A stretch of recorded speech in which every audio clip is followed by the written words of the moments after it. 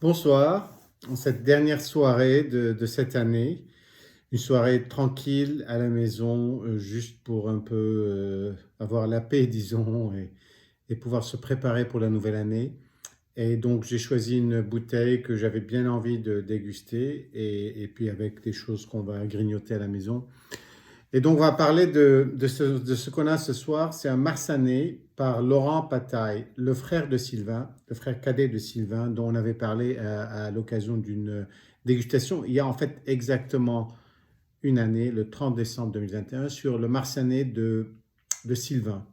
Donc ça, c'est Laurent. Il a un Marsanais, c'est un 2018. Laurent travaille beaucoup avec son frère, mais aussi il a sa propriété à lui. Il en a une qu'il a achetée. Il a loué certaines autres. Il travaille avec son père dans une troisième. Donc il a des tout petits bouts de vignoble dans le Marsanais, dans Marsanais, qu'il cultive. Il fait un blanc et un rouge, enfin plusieurs rouges. Donc il fait un Marsanais rouge. Et c'est dans une petite vallée qui est quand même assez fraîche et qui est avec un sol plutôt rocailleux, donc ça a quand même des caractéristiques.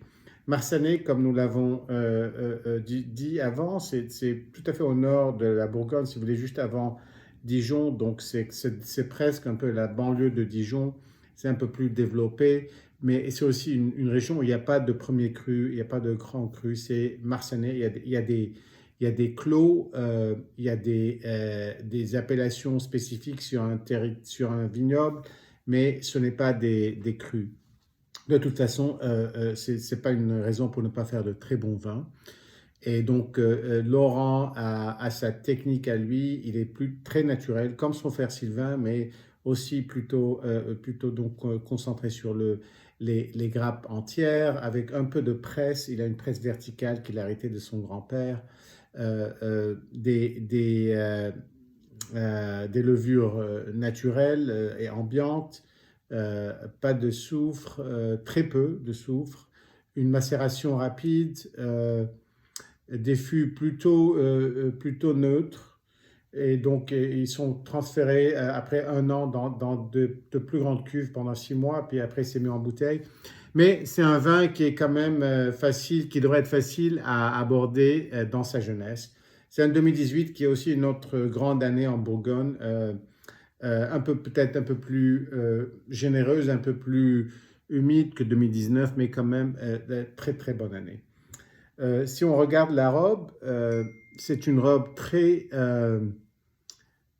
typique d'un Bourgogne. Donc c'est une robe plutôt légère, avec un petit peu, disons, de teinte rosée ou plutôt violacée qui est typique d'un Bourgogne jeune. Aucune évolution de la couleur sur le pourtour, très clair. En général, ce n'est pas filtré, mais c'est un vin jeune et encore très clair. Et c'est vraiment très typique de quelque chose qu'on a dans Marsanais, c'est une combinaison de floral et de fruité. Donc vous avez un peu les pétales de fleurs sur le floral et cette espèce d'écorce d'orange qui est très typique du pinot noir, qui n'est pas très prononcé, qui est vraiment assez subtil, qui est très, très, très agréable et qui quand même se combine agréablement aussi avec le côté floral. Mais c'est très présent, c'est très jeune, c'est vif, sans être assommant, disons, sans avoir trop de fruits. Les fruits sont plutôt rouges et un peu acides, disons, framboise, euh, un genre de cerise aussi qui serait plutôt pas trop doux.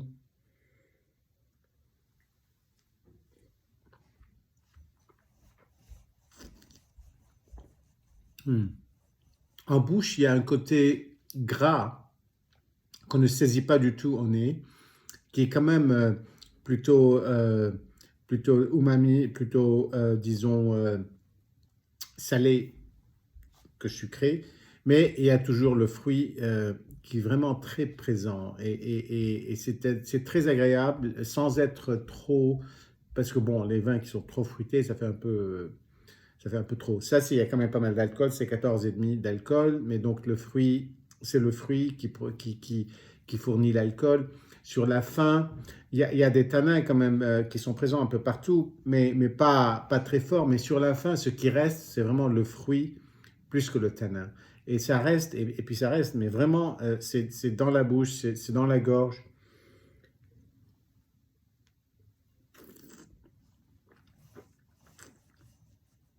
C'est un vin très agréable, très vif et savoureux, mais en même temps euh, un peu compliqué, hein. Il y a des couches, il y a des choses à voir.